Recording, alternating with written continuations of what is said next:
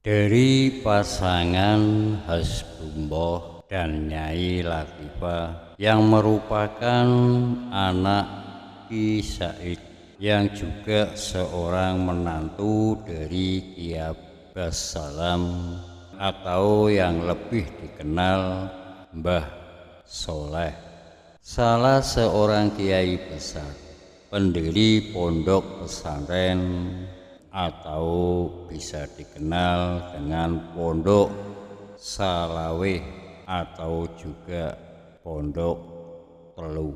Berdasarkan garis keturunannya, kakek Kiai Wahab Hasbullah itu kini Kiai Said adalah seorang kiai yang masih keturunan Sunan Pandan Arum Semarang, yang jika diturut dari garis keturunannya akan bersambung kepada Siti Fatimah binti Muhammad dan neneknya yang merupakan keturunan dari Mbah Soleh yang merupakan keturunan dari Jaka Tingkir yang juga keturunan dari Prabu Brawijaya. Sedangkan dari garis ibunya, Nyi Latifah adalah salah satu keturunan Sunan Ampel. Dengan itu, maka darah ningrat memang mengalir dari Mbah Wahab dari banyak jalur. Oleh karena itulah seringkali disematkan nama Raden di depan nama Kiai Abdul Wahab Hasbullah.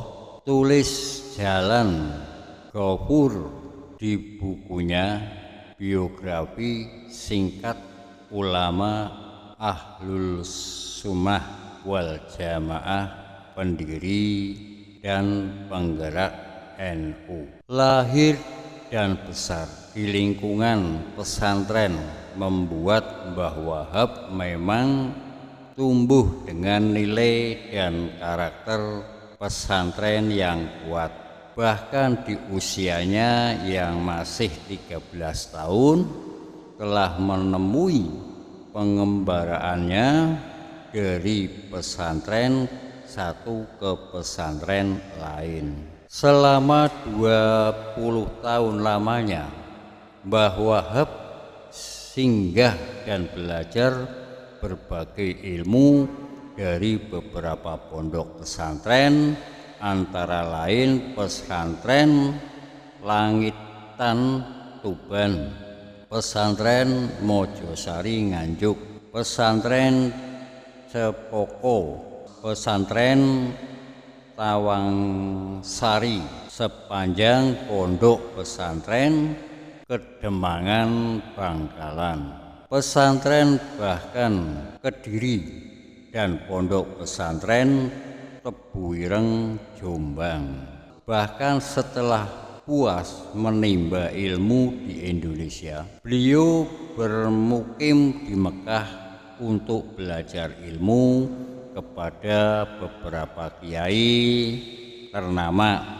Selama 5 tahun bermukim, beliau belajar kepada Kiai Mafuad Tarmias, Kiai Muhtaron Banyumas, Kiai Ahmad Kaptib Minangkabau, Kiai Bogir Yogyakarta, Kiai Asyari Bawana, dan Syekh Abdul Hakim Kudus. Kontan saja santri Mbah Khalid kemudian begitu dengan senjata yang siap penuh, namun belakang diketahui bahwa yang dimaksud macan tersebut adalah Kiai Wahab Hasbullah itu sendiri, sehingga dirinya sempat dikepung oleh santri-santri Mbah Khalil. Mbah Wahab juga sampai diusir Kiai Khalil tanpa alasan yang jelas. Namun itu tentunya adalah cara untuk mendidik yang diberikan Kiai Khalil. terhadap Mbah Wahab, namun berkat keteguhan hatinya tersebut pun Mbah Kholik akhirnya menerima sebagai santri hingga kemudian menyuruhnya berguru ke Tebu Ireng kepada Kiai Hasyim Asy'ari. Kisah-kisah tersebut menunjukkan meskipun derajat seolah Kiai Wahab Hasbullah sangat tinggi, namun tidak membuat cepat berputus asa. Terakhir dari keturunan orang berada dan juga cendekiawan dan ulama membuatnya kian tol untuk menimba ilmu-ilmu lain di luar lingkungannya. Ilmu-ilmu inilah nanti yang membuat beliau mampu menjadi orang yang arif dalam menggapai berbagai isu di masyarakat.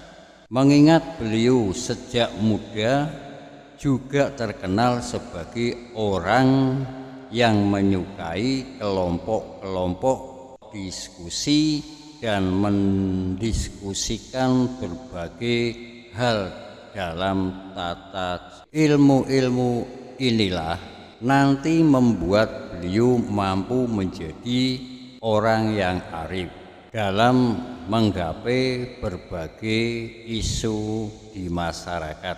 Mengingat beliau semenjak muda juga terkenal sebagai seorang yang menyukai kelompok-kelompok diskusi dan mendiskusikan berbagai hal dengan kacamata yang luas. Tergolong tokoh dengan banyak jabatan di pundak dan super sibuk. Sebut saja sebagai anggota DPR, Rais atau NU dan DPA zaman Orde Baru Lama dan lain sebagainya. Namun Mbah Wahab dikenal keluarganya sebagai seorang ayah dan yang harmonis serta model, juga berpengaruh terhadap pendidikan dan pengajaran yang diberikan kepada anak-anaknya. Kiranya cukup sekian. Wassalamualaikum warahmatullahi wabarakatuh.